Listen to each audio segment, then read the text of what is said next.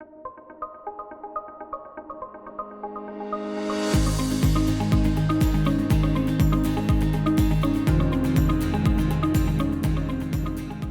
this lesson, we're going to talk about other addictive behaviors.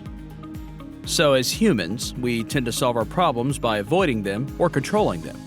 And this works fine with external things, but it typically doesn't work well with internal processes such as thoughts, feelings, physical sensations, or memories.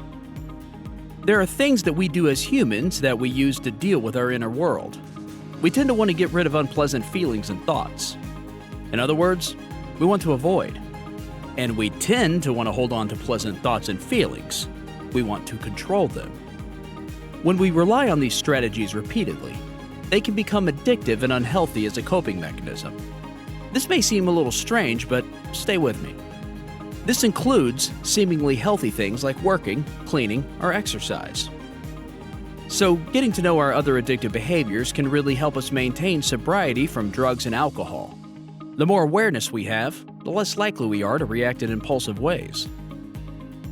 Some potential cross-addictions we may have is using nicotine, sex, caffeine, pornography, watching TV, masturbation, playing video games, gambling, cleaning, organizing, working, using social media, shopping, eating when you're not hungry, dieting, exercise, sleep, gossip, isolation. Are there any others you can think of? Often we develop addictions as a way of coping with emotions. Now I want you to realize these behaviors that are listed are very normal behaviors that humans do. They aren't always addictive just because you're using them. We will work through and talk about how we know they're getting to be addictive for you. When we stop using alcohol or drugs, we can feel overwhelmed by the emotions that we now have more exposure to. It's common to use these other emotions in addictive ways to replace the drugs or alcohol that we're using to cope with them. It's also common that these behaviors were used in conjunction with drugs and alcohol. So we need to get to know all of the ways in which we numb our feelings to begin to develop more effective, less destructive ways of coping with difficult emotions. For any of the behaviors you've identified as a potential cross-addiction, I want you to explore the following. This is a way of identifying whether or not it's harmful behavior for you. So what would happen if you used this behavior every day for 6 months? How might it impact your physical health, your mental health, your productivity at work or school, your relationship with your friends and family, and your finances? And if it doesn't have an impact on these things, then there's nothing wrong with continuing that behavior.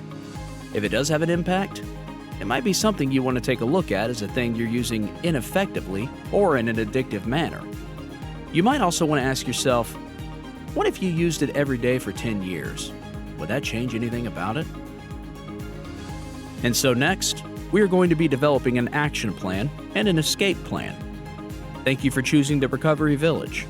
If you are a loved one or struggling with mental health or substance abuse and would like to find out more about the programs we offer, please reach out to us directly at 855-387-3291.